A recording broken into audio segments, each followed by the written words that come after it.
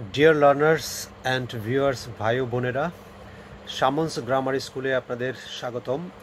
আজকে আমার লেখা এই বইটির 10th পার্ট অর্থাৎ পজিটিভস নিয়ে আলোচনা করব।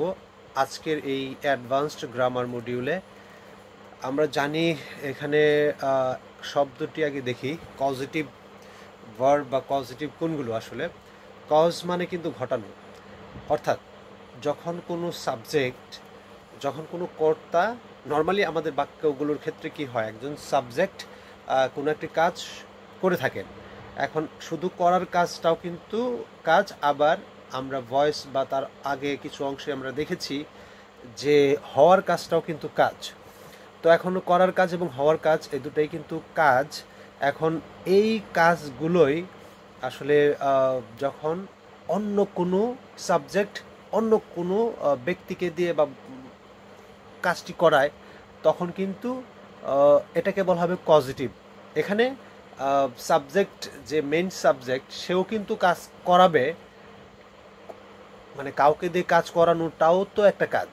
সেই হিসেবে মেইন যে সাবজেক্টটি আছে, এই সাবজেক্টটিও কাজ করবে, কিন্তু মেইন কাজটি করবে কে? অন্য কাউকে দিয়ে করাবে। তো আমরা প্রথম বাক্যটি দেখি, যে 484 নম্বর বাক্যটি, ঘটনাটি তাকে তার সিদ্ধান্ত পরিবর্তন করালো। এখানে এখানে আমরা সরাসরি কজ শব্দটি ব্যবহার করেছি, যদি এটি কজেটিভ না, কজেটিভ এটা একটু বোঝার জন্য আসলে কজ শব্দটি নিয়ে এসেছি। কজ মানে তো ঘটানো। এখন দ্য ইনসিডেন্ট কস্ট হিম, এই ঘটনাটি কস্ট হিম কি করলো? এখানে এই ঘটনার একটা সাবজেক্ট, ঘটনাটি কি কস্ট করলো মানে ঘটালো, কি ঘটালো? হিম, হিমকে দিয়ে চেঞ্জ হিজ ডিসিশন, তার সিদ্ধান্তকে পরিবর্তন করালো। কিন্তু এইখানে যে হি যে সাবজেক্টটা, এটা কিন্তু মূলত ডিসিশনটা পরিবর্তন করলো, কিন্তু এই ডিসিশন পরিবর্তন করার কাজটি কে করালো? দ্য ইনসিডেন্ট, ঘটনাটি কিন্তু এই সিদ্ধান্তটা পরিবর্তন করার কাজটি করলো। ঘটনাটি তার সিদ্ধান্ত পরিবর্তন করে দিল। The incident cost his decision changed. এখানে একটা ব্যাপার হচ্ছে, যখন এই পজিটিভসগুলোর পরে যখন অবজেক্ট আসে, যে অবজেক্টটা যদি ব্যক্তিবাচক হয়, সেক্ষেত্রে এখানে মেইন মূল ভার্ব রাখতে হবে। আর এইখানে যদি কোনো ব্যক্তি বা বস্তু বা কোনো বিষয় আসে, সেক্ষেত্রে কিন্তু এখানে মেইন ভার্ব থাকবে না, চেঞ্জটা তখন চেঞ্জড হয়ে গেল। The incident cost his decision changed, এখানে কিন্তু ব্যক্তি নাই, এই জন্য আমরা এখানে চেঞ্জ কিন্তু ভার্বের পাস্ট পার্টিসিপল ফর্মে দিয়ে দিলাম। এখন দেখি যে আর কিছু কোন কোন ভার্বগুলো আসলে মূলত পজিটিভ ভার্বস, সেগুলো একটু মনে রাখি। যেমন হ্যাভ, তারপরে মেড, তারপরে গেট, এই ধরনের শব্দগুলো মূলত অন্য কাউকে দিয়ে কাজ করানোর ক্ষেত্রে পজিটিভস ভার্ব হিসেবে আনতে হয় বা আসে। এখন অ্যাক্টিভ ভয়েসের ক্ষেত্রে আমরা জানি, যখন কর্তা সরাসরি কোনো কাজ করায়, হওয়ার কাজ না, নিজে করায়, তখন হচ্ছে মূলত এটার অ্যাক্টিভ ভয়েস বলা হয় তাকে। এখন একটি বাক্য দেখি আমরা, নার্স তাকে ওষুধ খাওয়ালো।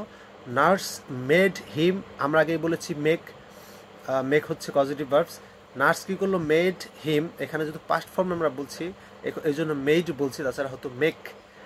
নার্স মেড হিম, তাকে কি করালো? টেক মেডিসিন, এখানে কিন্তু মেইন ভার্ব বসবে, ভার্বের মেইন ভার্ব। তো এখানে মানে বেস ফর্মটা বসবে, এখানে এস বাই এস যোগ হবে না। নার্স মেড হিম কি করালো? টেক মেডিসিন, তাকে মেডিসিন খাওয়ালো। খাওয়ার কাজটা কিন্তু হি যে এটা, উনি কিন্তু এই খাওয়ার কাজটা করলো, কিন্তু নার্স কি করলো? এই খাওয়ার কাজটা করালো। কি তোমাকে সবচেয়ে বেশি হাসায়? What makes you love most, কি তোমাকে, এখানে what makes you love most, এখানে কিন্তু বেস ফর্মটা বসেছে ভার্বের। এখন প্যাসিভ ভয়েসে দেখি কীভাবে প্যাসিভ ভয়েসটা আসছে। The boy has been made, এই বালকটি কি করা হয়েছে? হ্যাজ বিন মেড, বালকটিকে করা হয়েছে কি? টু ফিনিশ দ্য ওয়ার্ক, এখানে বালকটিকে দিয়ে করানো হয়েছে, এই কাজটি শেষ করানো হয়েছে। এভাবে কিন্তু বাক্যটি প্যাসিভ ভয়েসের ক্ষেত্রে বোঝার চেষ্টা করতে হবে। মিয়ানমারকে দিয়ে অবশ্যই হত্যা বন্ধ করতে হবে। মিয়ানমার মাস্ট বি মেড, মানে মিয়ানমারকে দিয়ে করাবে, কে করাবে সেটা কিন্তু উল্লেখ নাই। প্যাসিভ ভয়েসে সবসময় যে কাজটি করায় সে হয়তো উল্লেখ নাও থাকতে পারে। Myanmar must be made, Myanmar কি মাস্ট বি কি হবে? মেড হবে কি? টু স্টপ দ্য কিলিং, এই হত্যাকাণ্ড বন্ধ করার ব্যাপারে তাদেরকে মেড করা হবে। এইভাবে মিনিংটা আসলে দেখেন বোঝা যায় কিনা, বোঝা গেলে খুবই সহজ ব্যাপারগুলো। উল্লেখযোগ্য সাফল্য এসেছে যদি বলি, remarkable success has been made. উল্লেখযোগ্য সাফল্য হ্যাজ বিন হয়েছে, কি হয়েছে, মেড হয়েছে, মানে সাফল্য এসেছে। আমরা জানি যে যখন এখানে মেডটা আসলে প্যাসিভ ফর্মে ব্যবহৃত হচ্ছে। যাক, আমরা পরের বাক্যটিও খেয়াল করি। এগুলো প্রত্যেকটা বাক্য দিয়ে কিন্তু আপনারা নিজেদের মতো করে বাক্য গঠন করার চেষ্টা করবেন, তাছাড়া কিন্তু মনে থাকবে না বা এই শিক্ষাটা আসলে ইফেক্টিভ হবে না। অধিক পানি চারাগুলোকে বাদামি করে তুলে। টু মাস ওয়াটার কি করে, মেক্স প্ল্যান্টস ব্রাউন। এখানে কিন্তু সরাসরি মেক মানে তৈরি করা বা করে তোলা, এই ধরনের মিনিংটাই হলো। এখন দেখি, হি মেড মি ফ্রাস্ট্রেটেড। দেখেন, সে আমাকে হতাশ করে তুললো, আমাকে কি করলো, হতাশ করলো। এখন যদি হতাশাগ্রস্ত করে দিল, মানে এখানে ফ্রাস্ট্রেটেড কেন হচ্ছে, হি মেড মি আমাকে করলো, কি করলো, ফ্রাস্ট্রেটেড, হতাশ করলো। তাদের শিক্ষিত করে তোলা হবে। They will be made educated. দেখেন, দে উইল বি মেড, তারা মেড হবে কি হিসেবে, এডুকেটেড হিসেবে। The mad was made irritated by some naughty boys. The mad ওয়াজ কি হয়েছিল, মেড ইরিটেটেড। দ্য ম্যান যদি বলতাম দ্য ম্যাড ওয়াজ ইরিটেটেড, তাহলে কিন্তু সরাসরি ম্যাড নিজেই কিন্তু ইরিটেটেড হয়ে যেত। এখন আমরা বললাম কি, দ্য ম্যান ওয়াজ মেড, মানে এই ম্যাডকে তখন ইরিটেটেড করা হয়েছে, মানে অন্য কেউ করেছে কাজ, ইরিটেট হওয়ার কাজটা এই ম্যাডকে দিয়ে করিয়েছে। বাই সাম নটি বয়েজ, এই যে কিছু দুষ্ট বালকেরা। I had my brother by a book. আমি আগেই বলেছি যে হ্যাভ দিয়েও আমরা অন্য কাউকে দিয়ে কাজ করাতে পারি, বা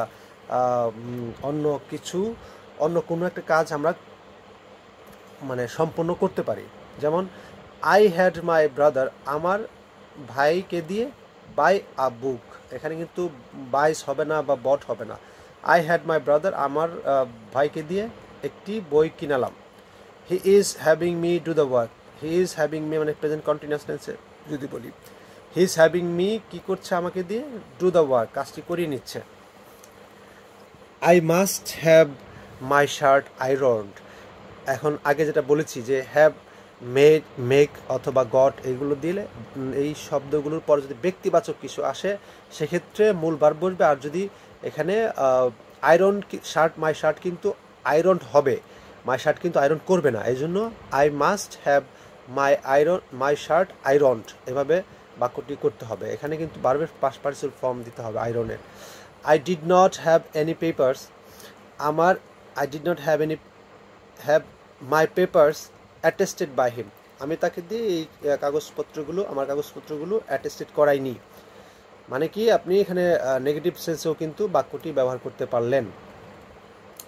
I got Niju to write a letter, মানে আমি নিজুকে দিয়ে একটি চিঠি লিখিয়ে নিলাম। দেখেন, এখানে কিন্তু আমি এই গেট একমাত্র পজিটিভ ভার্ব, যেটার ক্ষেত্রে কোনো ব্যক্তি আসলে সেই বেস ফর্ম না বসে একটি টু বসাইতে হবে। I got Niju to write a letter, আমি নিজুকে দিয়ে চিঠিটি লেখালাম। এখন যদি আবার কিন্তু যদি এখানে কোনো ব্যক্তি না আসে, যদি কোনো বস্তু বসে, সেক্ষেত্রে কিন্তু আবার এখানে ভার্বের পাস্ট পার্টিসিপল বসবে। যাই হোক, এই বাক্যটাতে দেখি she was getting me to run the bike, এখানে কিন্তু ঠিকই ওই নিয়ম অনুযায়ী বসলো। শি ওয়াজ গেটিং মি, সে আমাকে করিয়ে নিচ্ছে, কি করে নিচ্ছে, টু রান দ্য বাইক, বাইকটা চালিয়ে নিচ্ছে আমাকে দিয়ে। He got a candle lighted, he got a candle lighted, এখানে কিন্তু ক্যান্ডেল কিন্তু ব্যক্তিবাচক না, এখানে একটি বস্তুবাচক শব্দ, এই জন্য গটের পরে কী হলো, ভার্বের পাস্ট পার্টিসিপল ফর্ম বসলো। He got a candle lighted, সে একটি মোমবাতি জ্বালিয়ে নিল, এরকম। আমি গতকাল আমার চুল কাটিয়ে নিয়েছি। I got my hair cut yesterday. দেখেন, আই গট মাই হেয়ার, আমি আমার চুল কাটিয়ে নিয়েছি, কাট হবে কিন্তু এখানে কাট হচ্ছে ভার্বের পাস্ট পার্টিসিপল ফর্ম, কাট, এই জন্য এখানে বোঝা যাচ্ছে না যে ভার্বের পাস্ট পার্টিসিপল ফর্ম, কিন্তু এখানে participle form. I got my hair cut yesterday. তারপরে সে যে পুলিশ ড্রাইভারকে দাঁড় করিয়ে রাখলো। The police got the driver standing, এখানে কিন্তু আবার আইএনজি যোগ করেও পজিটিভ ভার্বগুলো সাথে অন্য কোনো অবজেক্ট থাকলে সেটাকে পজিটিভ মানে আইএনজি যোগ করে বা চলমান অর্থেও এটি ব্যবহার করা যেতে পারে। The police got the driver, কী করলো, পুলিশ ড্রাইভারকে দাঁড় করিয়ে রাখলো, standing. Can you get my car going again, তুমি কি আমার পুরাতন গাড়িটি আবার চালিয়ে নিতে পারবে, এইরকম মিনিংটা। Can you get my car কী করবে, গোয়িং এগেইন। তারপরে I have some people waiting there, দেখেন আই হ্যাভ সাম পিপল, আমার কিছু লোক আছে যাদেরকে আমি ওয়েটিং দেয়ার, আমি দাঁড় করিয়ে রেখেছি, এই ধরনের বাক্য কিন্তু হতে পারে। এগুলো এই তিনটা কিন্তু একটু এক্সেপশনাল। নর্মাল নিয়ম হচ্ছে যে হ্যাবের পরে কোনো ব্যক্তিবাচক অবজেক্ট যদি আসে সেক্ষেত্রে এখানে মেইন বেস ফর্ম বসবে, কিন্তু আপনার অর্থভেদে বাক্য গঠনের ক্ষেত্রে অ্যাডভান্স ইংলিশে এইগুলো কিন্তু ব্যবহার করা যায়। They had nobody speaking for them at the seminar, they had nobody, তাদের কেউ ছিল না কি করতে, স্পিকিং ফর দেম, তাদের পক্ষে কথা বলতে, অ্যাট দ্য সেমিনারে। My father lets me go to cinema hall once a week, দেখেন এখানে লেট আরেকটি শব্দ যেটা দিয়ে আসলে যেমন লেট মি গো দেয়ার, আমাকে সেখানে যেতে দাও, এই ধরনের কিন্তু বাক্য আমাদের আছে যেখানে মূলত অন্য কেউ আমাকে একটি কাজ করতে দেয়, সেরকম ক্ষেত্রে my father lets me go to cinema hall once a week, আমার বাবা আমাকে সপ্তাহে একবার সিনেমা হলে যেতে দেয়। সন্ধ্যায় আমাকে খুব কম সময়ই বাইরে যেতে দেওয়া হয়েছে। I have hardly been let to go out in the evening, দেখেন এগুলো বাক্যগুলো আসলে বিস্তৃত আলোচনা না করে আসলে আপনারা যদি নিজেরা প্র্যাকটিস করার চেষ্টা করেন, এই ধরনের বাক্য সেন্টেন্স যদি আপনারা তৈরি করার চেষ্টা করেন নিজেদের পার্সপেক্টিভ বা প্রেক্ষাপট অনুযায়ী, সেক্ষেত্রে কিন্তু এটা খুব ইফেক্টিভ হবে। আর যদি প্র্যাকটিস না করেন সেক্ষেত্রে আসলে এটা আমার বলার উপরে খুব বেশি কোনো কাজ হবে না।